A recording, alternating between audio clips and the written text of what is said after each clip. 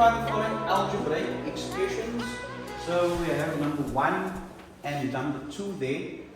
Pretty straightforward. You might be asking yourself why is number 1 even there? Because that's you might even say that's not algebraic expression, that's just a little sum, fraction. The fact of the matter is this is an algebraic expression. It's just made up of constants. Okay, 2, 8, 2.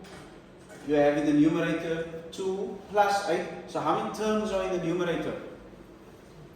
How many terms are in the numerator? How many terms are in the numerator by number 1? Let's start with number 1 solution. So I've got 2 plus 8 over 2.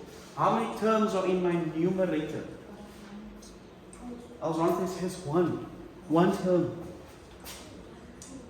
2 terms? 1 term. What are we saying? 2 terms or 1 term? How many terms, sir? 2. How many terms, man? 1. How many terms? 2. How many terms? 1. How many terms? 1. So, how do I count terms? How do I know if it's 2 or 1 or 3? How do I know? What determines pluses and minuses? What do pluses and minuses do? They separate them. So they are in between terms. So I will count all the terms that are alongside pluses and minuses. So how many do I count in the numerator? 2. 1, 2. Because it's separated by a plus sign. Okay? We can still apply algebraic concepts to this simple fraction by counting terms here. 1 and 2, separated by a plus.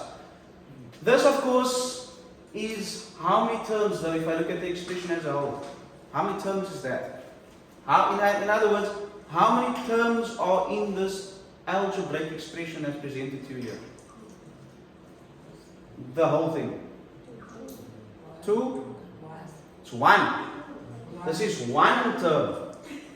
Okay? Why? Because there's nothing separating this fraction from anything else. There's nothing else here. It's just a fraction. Okay? Although there are 2 terms in my numerator, it's still how many fractions? At the moment it's 1 fraction. There's a reason why I'm saying at the moment. At the moment there's 1 fraction. Do you agree? Yes. Okay? Because I can combine my numerators terms and add them. Because why can I add the numerators terms? Can I add the 2 and the 8? Can I add them? Why can I add them? Because it might sound like a stupid question, like why? You've never asked yourself why you can add 2 numbers together. But since we've started learning algebra, we know that we can add like terms. They are like terms because they are both constants, they are both integers. Okay?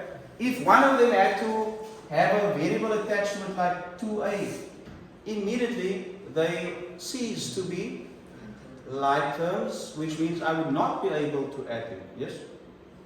Yeah? Let's go on. How do I solve this? How do I simplify this expression? Okay, we're spending a lot of time on this very simple expression. I could say 2 plus 8 is 10. Simplify my numerator. And then I could say 10 divided by 2 is 2? 5.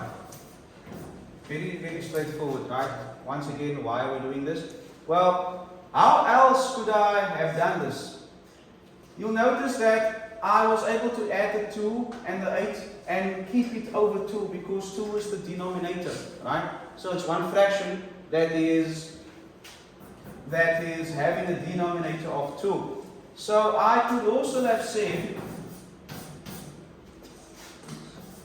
2 plus 8 over 2. I could also say, well, what I did here is I had 2 over 2 plus 8 over 2, and together they gave me 10 twos, 10 halves. Yeah, we talk about 2's, we speak, the 2 is a denominator, we talk about halves, right? So there's 2 halves, which makes 1 whole, of course. But if you just speak of it in terms of fractions, this is 2 halves plus 8 halves gives me 10 halves. And simplified, that would be also 5, of course. There's a reason why we're looking at this and breaking this down in this way.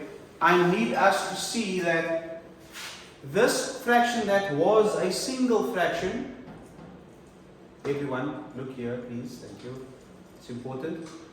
The fraction that was a single fraction was split up into 2 separate fractions only because they are sharing the same denominator. Okay? They share the same denominator. In other words, the lowest common denominator of these 2 fractions is 2. So I'm able to move back and forth between this form, in other words, the split form, and the together form. Let's call it the together form. Okay? In other words, I've brought the 2 numerators together. They are being added over the same denominator, and that is how I was able to get to 10 over 2. That's what happened here also. Just here, I did not feel or have the need to show this step here. But this step is important because it's going to help us to solve or simplify algebraic expressions that look similar to this. Like in the next one. Can we do the next one quickly?